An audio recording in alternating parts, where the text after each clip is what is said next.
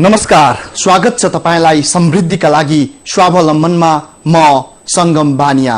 दर्शकहरू, हामी जहाँ छौं त्यहीबाट स्वावलम्बनको प्रयास थालौं। ससानो व्यापार व्यवसाय गरेर भए पनि नागरिकहरू क्रमशः स्वावलम्बी बन्दै गइरहेका छन्। आफ्नै माटोमा समृद्धि फुलाउनका लागि अहिले नागरिक स्तरबाट समेत प्रयास भइरहेको छ र त्यसको प्रशस्त उदाहरणहरू देख्न सकिन्छ। खोज्ने नै हो भने गाउँ गाउँमा यो अभियानको सुरुवात भइसकेको छ। केही नयाँ गर्न खोज्ने हो भने आफू र आफ्नो परिवार पाल्न कुनै गाह्रो छैन भन्ने उदाहरण आजको कार्यक्रममा प्रस्तुत गर्दैछौं। हामी आफ्नो ठाउँबाट जे सकिन्छ त्यही गरौं। सम्भावनाका हीरा मोती यही धरतीमा खोजौं र बुझेर अगाडि बढौं। समृद्धिको आधारका रूपमा लिएको स्वावलम्बनको यो अंकमा हामी ककनीको उदाहरण प्रस्तुत गर्नेछौं, जहाँका नागरिकहरू कोही रेनबो ट्राउट पालेर स्वावलम्बी भएका छन्, कोही स्ट्रबेरी खेती गरेर कमाइरहेका छन्, त कोही चिया खेती गरेर कमाइरहेका छन्। त्यसैकारण आजभोलि ककनीको कथा बदलिएको छ। यत्र तत्र रेस्टुराँहरू खुलेका छन् जसले नागरिकलाई आफूलाई स्वावलम्बी बनाउनका लागि सहयोग गरिरहेको छ। स्वावलम्बी नागरिकले गर्दा आज ककनीको अनुहार पुरै परिवर्तन भएको छ र स्वावलम्बी हातहरूले थालेको ककनीको कथा आजको समृद्धिका लागि स्वावलम्बनमा प्रस्तुत गर्छौं। यु हेर्नुहोस्। कुनै समय थियो मानिसहरू आउने जाने सामान्य गन्तव्यका रूपमा मात्र लिन्थे नुवाकोट ककनीलाई। खासैमा आकर्षक केही पनि थिएन ककनीमा। बिस्तारै मानिसहरूले आफ्नो ठाउँमा केही गर्ने रहर, जोश र लगानीको वातावरण बनाउँदै ल्याए। नागरिक स्तरबाटै ककनीको वातावरण अनुसारको यहाँ स्ट्रबेरी खेती र रेनबो ट्राउट माछा पालन सुरु भयो। त्यसपछि धेरै वर्ष भएको छैन ककनीको पहिचान बदलिएको। अचेल मानिसहरू ककनी भनेपछि रेनबो ट्राउट माछाको स्वाद र स्ट्रबेरीको स्वाद सम्झिन्छन्। नागरिक स्तरबाट कुनै पनि भूगोलको परिवर्तनका निम्ति ककनीको यो छोटो कथा नै काफी छ। यसबाट मानिसहरूले नयाँ स्वाद त पाएकै छन्, ककनीको प्रख्याति पनि बढेको छ र यहाँका मानिसहरू क्रमशः समृद्धि यात्रामा छन्। यो एक नागरिक स्तरबाट गरिएको परिवर्तनको झड्का नै हो देशका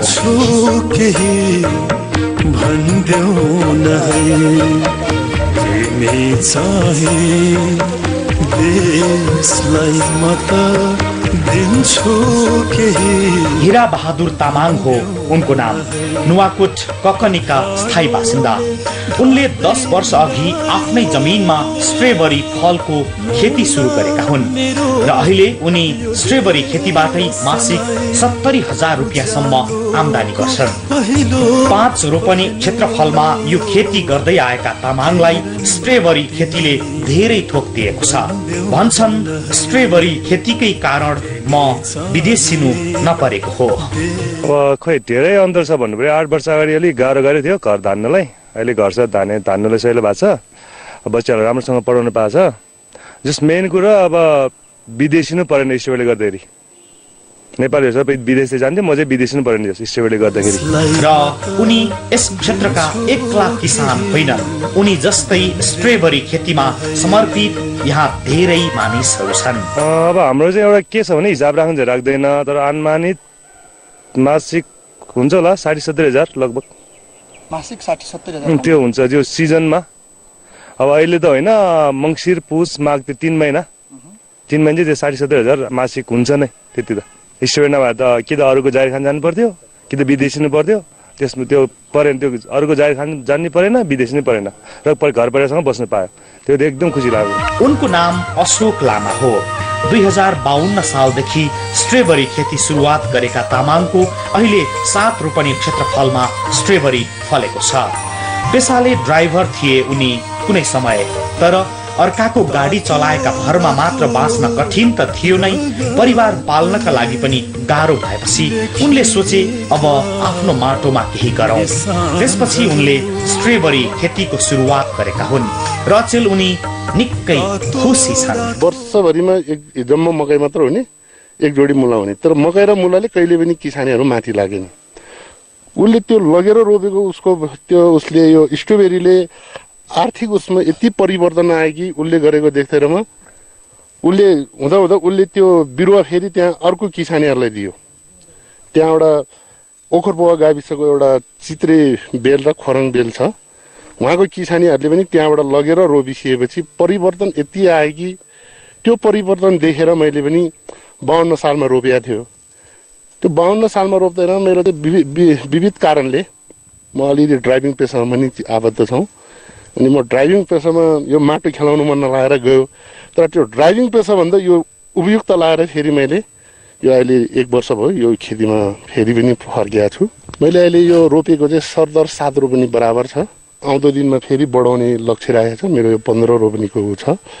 यसमा यो स्ट्रबेरीको कारणले गरेर नि मैले मेरो 4वटा परिवार छ, छोरा एउटा छोरी एउटा श्रीमती, यसैको उसबाट आम्दानीबाट मैले बच्चाहरूलाई राम्रो उच्च शिक्षा दिन सफल भएको छ। ककनीमा सङ्गिलिएको खुसीका यी आवाजसँग अर्को कथा पनि जोडिएको छ। यहाँ ट्राउट माछा पालन र यसको व्यवसायका कारण मानिसहरू अझ समृद्धितिर त छन् नै, काठमाडौँ उपत्यका लगायतका क्षेत्रका मानिसहरूले नयाँ स्वाद पनि पाएका छन्। अनि ट्राउट माछाले ककनीको नयाँ परिचय बनाइदिएको छ।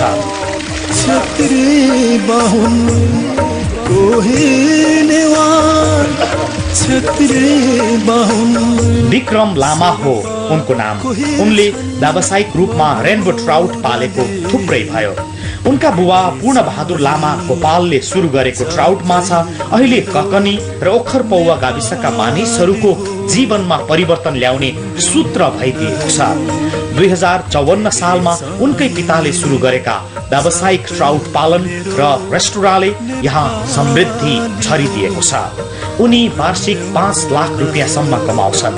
भन्छन् गर्ने हो भने समृद्धि यही छ, मात्र काम गर्न लाज मान्नु भएन। फार्मिङ सेक्टर हो हैन, मासिक भन्ने चाहिँ हुँदैन, सधैँ एउटै वार्षिकमा अब 4-5 लाख त्यस्तै कमाइ हुन्छ। हाम्रो देशमै गर्न सकिन्छ, सबैजनालाई उहाँहरूलाई पनि थाहा छ। केही छैन भनेर मात्रै हिँड्नुहुन्छ आफ्नो घरमा। अब अहिले हाम्रो नेपालीमा चाहिँ के छ भने हजुरको नेपालीपन चाहिँ कस्तो छ भने युवा पुस्तामा के मेसेज गएको छ भने आफ्नो घरको चाहिँ एउटा के अरे जुठो भाडा पनि माझ्नु नहुने, अर्काको उसमा देशमा गएर चाहिँ केही गर्नुपर्ने, गर्न पनि के लाज नहुने त्यस्तो भएको छ।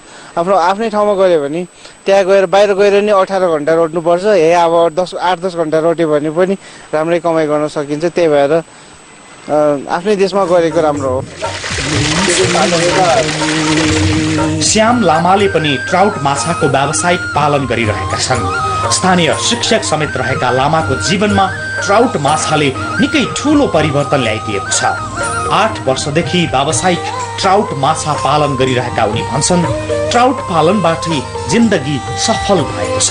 मासिक त्यस्तै म 20-30 हजार जति चाहिँ सबै कटाएर त्यति जति चाहिँ हुन्छ। हुन त व्यापारको पैसा हिसाब डुब पैसा मरौ भन्छन् है। अब तर पनि उसमा अन्दाजी भनौँ न 20-30 हजार चाहिँ म कमाउँछु। सन्तुष्ट छु। पहिला टिचर हुँदाखेरि एउटा गाउँले चिन्थे, अनि त्यसै गरी आम्दानी पनि त कम हुन्थ्यो। र अहिले आइसकेपछि भनौँ चाहिँ यो पेसामा लागिसकेपछि आम्दानी पनि राम्रै छ। अनि एक किसिमले धेरै ठाउँको चाहिँ साथीभाइहरूले अलि धेरै टाढाको चाहिँ साथीभाइहरूले चिने होइन, त्यस धेरै फाइदा मलाई धेरै भएको छ जस्तो लाग्छ मलाई। त्यस्तै ककनीको अर्को पहिचान पनि स्थापित भइरहेको छ। ककनीका यी कान्छा लामाले यहाँ व्यावसायिक चिया खेती गरेका छन् र यसबाट निकै ठूलो सम्भावनाको उजागर भएको छ। देखिदैनन् आज भोलि कुनै समय पेसाले ड्राइभर उनलाई इलाम पुग्दा ककनीमा पनि चिया खेती गर्न पाए हुन्थ्यो भन्ने लागेको थियो र घुम्दा घुम्दै यो सोच पनि साकार भयो र 2061 सालबाट व्यावसायिक चिया खेती सुरु गरे। अहिले उनी त्यसमा सफल भइरहेका छन्, प्रशस्त आम्दानी भइरहेको छ। चिया सँगै अलैँची खेतीमा व्यस्त उनी भन्छन् गर्ने हो भने यहाँ असम्भव केही छैन र सम्भव छ समृद्धि। नजाने र विदेश जानु पर्यो भनौँ न, हामीले जान्यो भने विदेश जतिको विदेश गएर कमाउँछ हामीले यहीँ पनि कमाउँछ। म यतिमा पनि अहिले कति छ भने तपाईँको अब मेरो अहिले यो त अब भनौँ न अहिले एक हप्ता टिप्दाखेरि एक हप्ताको एकपल्ट टिप्दाखेरि 15 किलोसम्म अहिले निकाल्दैछ मैले होइन।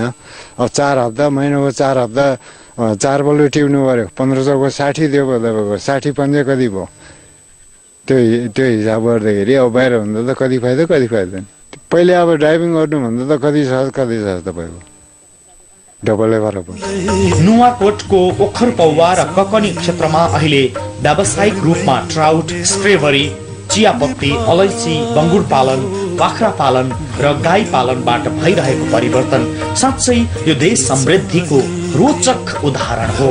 50 भन्दा बढी किसान परिवार स्ट्रेबरीको व्यावसायिक खेती गरिरहेको छ र 7 करोड भन्दा बढी मूल्यको स्ट्रेबरी ककनीबाट राजधानी भित्रिन्छ। वार्षिक परिवर्तन र समृद्धिको यो एक खास उदाहरण हो। त्यस्तै ट्राउट माछाको व्यवसाय गर्ने किसानहरूको संख्या पनि ककनी र ओखर पौवा गाविसमा गरी 50 भन्दा बढी परिवार छ। उनीहरूले व्यावसायिक रूपमा ट्राउट पालन सँगै रेस्टुरेन्ट व्यवसाय सञ्चालन गरिरहेका छन् र यो सफल भइरहेको छ। खानै पुगेन भनेर उनीहरू कोही विदेश जानु परेको छैन र ककनी नेपालको समृद्धि आधारका रूपमा एक नमुना बस्ती हो, परिवर्तन हो। मानिसहरूले यहीँबाट हासिल गरेका समृद्धिलाई नै नमुना मान्ने हो भने यो देशभरको हकमा लागू हुन सक्छ र समृद्धि यतै टिप्न सकिन्छ भन्ने प्रमाणित गर्न सकिन्छ। कथा ककनीको मात्र होइन, बर्दियाको पनि उस्तै छ। विदेशी भूमिमा परिश्रम पोखेर फर्केका युवाहरूले अहिले त्यहाँबाट आएर नयाँ पेसा व्यवसाय सुरु गरेका छन्। कोहीले रेस्टुरेन्ट व्यवसाय थालेका छन्, कोहीले कुखुरा पालन व्यवसाय सुरु गरेका छन्, कोहीले कृषिसँग सम्बन्धित रहेर अन्य यस्तै पेसा व्यवसाय थालेका छन् र स्वावलम्बनको नयाँ उदाहरण बर्दियामा प्रस्तुत भइरहेको छ। यो हेर्नुहोस्, परिवर्तन र समृद्धिको सम्भावना देशको हर क्षेत्र र भूगोलमा रहेको अर्को तथ्य हो मध्यपश्चिमाञ्चल बर्दियाको घटना। यहाँ व्यावसायिक कृषि कर्ममा लाग्ने युवाहरूको संख्या बढिरहेको छ। सदरमुकाम गुलरिया नगरपालिका 6 मा बस्दै आएका 40 वर्षीय कमल गेवाली अहिले भैँसी र कुखुरा पालनमा व्यस्त छन्। आर्थिक अवस्था न्यून भएका गेवाली पैसाका लागि ओमानमा परिश्रम गरेर फर्किएका हुन्। कमलले 8 वर्ष विदेशमा पसिना सुहाउँदा पनि घरमा खुसी दिन सकेनन्, तर अहिले आफ्नै गोठमा भैँसी र कुखुरा पालन गरेर खुसी र सुखी छन्। सुन्नुहोस् उनीलाई। अर्काकोमा त्यत्रो 80-90 हजार रुपियाँ तिरेर त्यहाँ जानुभन्दा यही छ, हाम्रोमै छ, यही भन्छु। अब चाहिँ हामीहरूले आफ्नै सिपमा केही गर्ने भने त्यही छ गुलरिया नगरपालिका 6 बालपुरका 26 वर्षीय रामबहादुर चौधरी 4 वर्ष अघि वैदेशिक रोजगारीको सिलसिलामा कतार पुगेका थिए, तर त्यहाँ नपाएको खुसी उनी स्वदेश फर्किएपछि प्राप्त भएको छ। त्यहाँ रगत र पसिना बगाएका चौधरीको घरमा अहिले 18 वटा बङ्गुर, 40 वटा गाई र 2 भैँसी तथा परेवाहरू छन्। बिहानैदेखि कृषि कर्ममा व्यस्त हुने उनी भन्छन् आफ्नै देशमा सुख छ। यहाँ नगरेको त्यहाँ गएर बाहिरले गर्नै पर्छ, जे काम पनि त्यही काम, नगरे सुखै हुन्न, नगर्दाखेरि पैसा पाइन्न, अनि खाना पनि दिन्न। त्यसले गर्दा करले पनि गर्नुपर्ने हुन्छ। साथीहरूलाई के भन्न चाहन्छु भने यदि मिहिनेत गर्न सके यहीँ हाम्रै आफ्नै माटोमा सुन फुलाउन सकिन्छ। जे काम गर्न पनि गरे पनि पैसा छ यहाँ। तपाईँ जे काम गर्नुहोस्, म यो काम गर्छु भनेर आफ्नो आत्माले ढुक्कसाथ काम गर्नुहोस्, मेहनत साथ पैसा जेमा पनि छ। विद्यार्थी भिसामा बेलायत पुगेर लिड्समा रहेको लिड्स ट्रिनिटी युनिभर्सिटीबाट बिजनेस म्यानेजमेन्टमा स्नाकोत्तर उत्तीर्ण गरेका बर्दिया गुलरिया 6 का 30 वर्षीय माधव तिमल सेना अहिले व्यावसायिक रूपमा मिठाई व्यापारमा लागेका छन्। अहिले सबै खर्च कटाएर महिनाको 50,000 सम्म कमाउँदै आएका छन् उनी र खुसी देखिएका छन्। नेपालमा पैसा कमाउन सकिन्छ भन्दा पनि नेपालमा पैसा कमाइ अनुसारको सेटिस्फ्याक्सन पनि छ। विदेशमा जुन मान्छे रोएर या विदेशमा धेरै दुःख गरेर जति पैसा कमाउँछन्, नेपालमा चाहिँ त्योभन्दा कम दुःख गरेर होइन आफूलाई पुग्ने पैसा कमाएर मान्छे खुसी खुसी बस्न सक्छ आफ्नो परिवारसँग। मलाई जो लाग्छ। यसरी नागरिक स्तरमा क्रमशः समृद्धिको यात्रा प्रारम्भ भएको छ। हामीले प्रस्तुत गरेका यी त केही उदाहरण पात्र मात्र हुन्। उनीहरू जस्ता युवाहरूले व्यावसायिक कृषि कर्म गरिरहेका छन्। आफ्नै परिश्रम, आफ्नै माटो, आफ्नै सुख र आनन्द। सायद संसारमा कहीँ पनि नमिल्ने खुसी यहीँ फुल्छ। दर्शकहरू, समृद्धिका लागि नागरिक स्वावलम्बी हुनु अनिवार्य छ। भएको स्रोत र साधनको अधिकतम प्रयोग गरेर हामी आफ्नो पौरखले स्वावलम्बी नागरिक बन्न सक्छौं। कार्यक्रममा थप सामग्रीका साथ उपस्थित हुनेछौं एकैछिनको विश्रामपछि।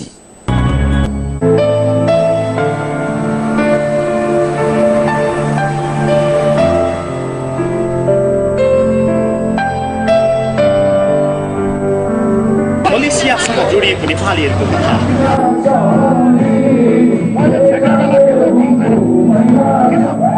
नेपाली चेलीहरूको नयाँ गन्तव्य मलेसियाका डिस्कोथेकहरू।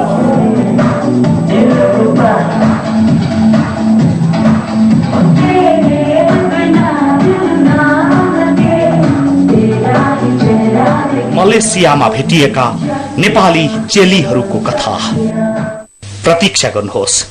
दर्शकहरू, विदेशको ठूलो कम्पनीको कामदार हुनुभन्दा आफ्नै माटोमा आफै मालिक भएर स्वाभिमानी इतिहासको निर्माण गर्न हामी सहयोग गर्दैछौं र त्यसका उदाहरणहरू समाजमा खोज्ने हो भने प्रशस्त देख्न सकिन्छ। दुनियाँको मुख ताकेर बस्नुभन्दा केही गर्ने हो भने यही माटोमा गर्न सकिन्छ र यसै भन्छन् उनीहरू। व्यावसायिक रूपमा कृषि तथा पशुपालन कर्म गरिरहेको नेपालको पछिल्लो एउटा पुस्ताले देश समृद्धिको सन्देश प्रवाह गरिरहेको छ र यो पुस्ता आफूले गरेको कामबाट सुख र खुसी दुवै लिइरहेको छ। चाहे ट्राउट माछाको व्यावसायिक पालन गर्नेहरू हुन् या स्ट्रबेरी खेती या चिया, अदुवा, बङ्गुर, बाख्रा जे गर्नेहरू हुन्, उनीहरू सन्तुष्ट छन् र उनीहरू आफ्नै देशमा केही गर्न सकिएकोमा सुखी छन्। परिवारमा धेरै छ, बच्चाहरू पढाउन, घर चलाउन सजिलो भएको छ। अरू काम गरेको छैन, टाउटले गर्दै बनाउनु छ होइन। अर्को हामीले अर्को बाहिर कमाउने मान्छे पनि छैन, कमाउनु पनि गएको छैन। अनि त्यही टाउटको भरमा तरेर हुने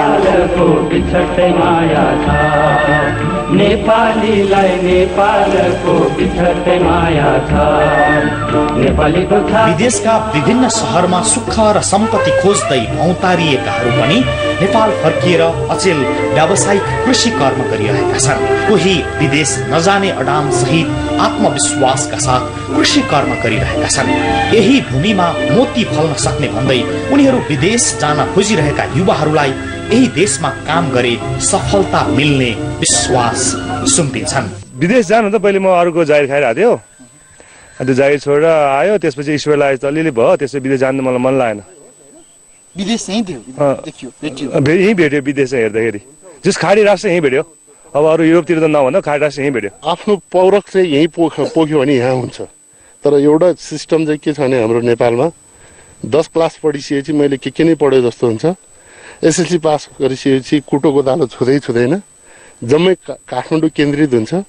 काठमाडौँ केन्द्रित भइसकेपछि अनि त्यहाँबाट कमाउने अवसर पाउँदैन, वाक्क दिक्क भएर गाउँ फर्केर यो काम गर्दैन, बरु आफ्नो भागो नभागो पैसा धितो राखेर पैसा लिएर बाहिर जान्छ। त्यो एकदम गलत प्रक्रिया हो।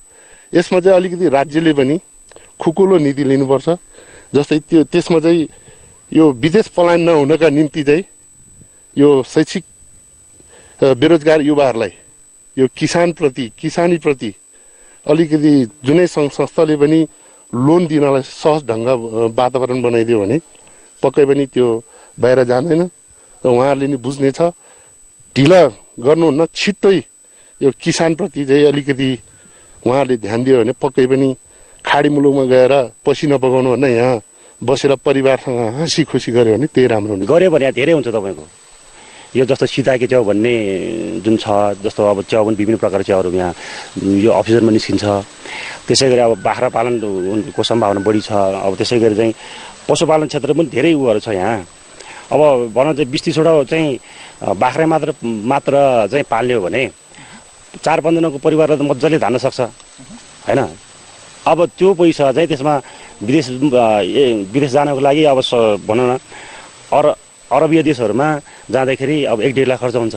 त्यो पैसा यदि चाहिँ यो कृषि क्षेत्रमा लाग्ने हो भने यो अनुभव बटुल्दै गर्ने हो भने त्यसले चाहिँ भनौँ पछि गएर 5-7 जनाको परिवार पाल्न त कुनै समस्या हुँदा 20,000 यहीँ कमाउन सकिन्छ भने अब त्यसलाई चाहिँ भनौँ न 20,000 कमाउनको लागि जानुभन्दा कृषि पेसामा एउटा टेक्नोलोजिकल्ली एउटा प्रविधियुक्त तरिकाले चाहिँ लागेको खण्डमा त्यो अरबतिर गएर चाहिँ भनौँ त्यस्तो जोखिम मोलेर काम गर्नै पर्दैन, यही हुन्छ। व्यावसायिक कृषि कर्मलाई अँगालिरहेको युवा पुस्ताले समृद्धि पनि देखाइरहेको छ र उनीहरू कृषि कर्म नेपालमै गरे बापत सुख सम्पत्ति र खुसी एकसाथ लिइरहेका छन्, जो अरू कुनै देशमा जति नै सम्पत्ति कमाए पनि वा जति नै सुखी हुन खोजे पनि मिल्दैन, किनकि आफ्नै आमा बाबा वा परिवारको सेरोफेरोमा बसेर नेपाली हुनुको गौरवका साथ आफ्नै देशमा गरिएको कर्मले जति सन्तुष्टि सायद अरू केही होला यो संसारमा। दर्शकहरू, जुनसुकै पेशा व्यवसाय गरेर भए पनि स्वावलम्बी नागरिक बन्न सक्छौं हामी, र यसका लागि लगानी भन्दा पनि बढी इच्छा शक्ति चाहिन्छ। इच्छा शक्ति र यसका उदाहरणहरू समाजमा प्रस्तुत भइरहेका छन्, जो सानै प्रयासबाट सानै लगानीबाट पनि आफूलाई स्थापित बनाइरहेका छन्। यो प्रयासमा तपाई पनि सहभागी हुन सक्नुहुन्छ र यस्तै उदाहरणहरू हामी प्रस्तुत गर्दै जानेछौं। आजलाई कार्यक्रम यति नै। आजको अंकबाट हामीलाई बिदा दिनुहोस्। नमस्ते।